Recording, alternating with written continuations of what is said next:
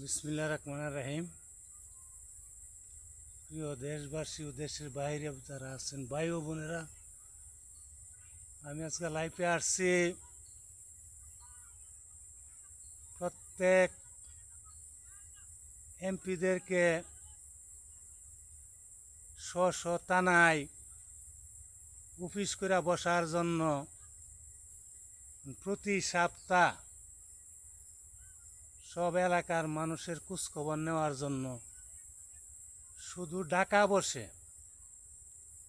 রঙিন স্বপ্ন নিয়ে বসে থেকে আর বুড়ের সময় আইলে বসন্তের কোকিলের মতন আইসা ভোট চাইবেন, এইগুলি হবে না। এখন এই যে দেখতে পাচ্ছেন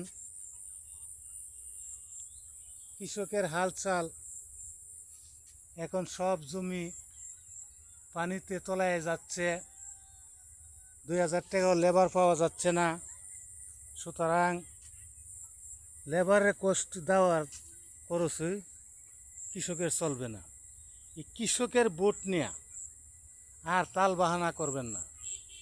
এই দুর্দিনে কৃষকের পাশে দাঁড়ানোর জন্য যারা আসবে আগামীতে তাদেরকেই জনগণ স্মরণ রাখবে।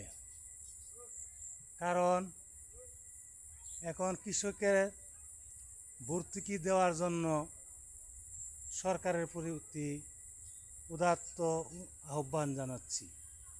সুতরাং যদি কৃষককে ভর্তুকি না দেওয়া হয়, আগামীতে সব জমি কিল রাখার জন্য কৃষক সমাজকে ঐক্যবদ্ধ হয়ে কাজ করার জন্য অনুরোধ জানাচ্ছি। কারণ হচ্ছে কৃষক লস হচ্ছে। এখন যে সরকার কৃষককে ভর্তুকি না দেয়, তাহলে তারা ঋণের বোঝা নিয়ে দেউলিয়া হয়ে যাবে।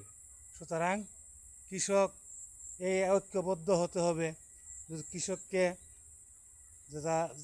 যে এলাকায় সারা বাংলাদেশই ধানের যে বিপর্যয় আসছে, সবাই ভর্তুকি পাওয়ার জন্য আর এমপিদেরকে স্ব এলাকা এসে কৃষকের খোঁজখবর নেওয়ার জন্য ঢাকা বসে রঙিন স্বপ্ন দিয়া রাজনীতি আর চলবে না ইনশাল্লাহ।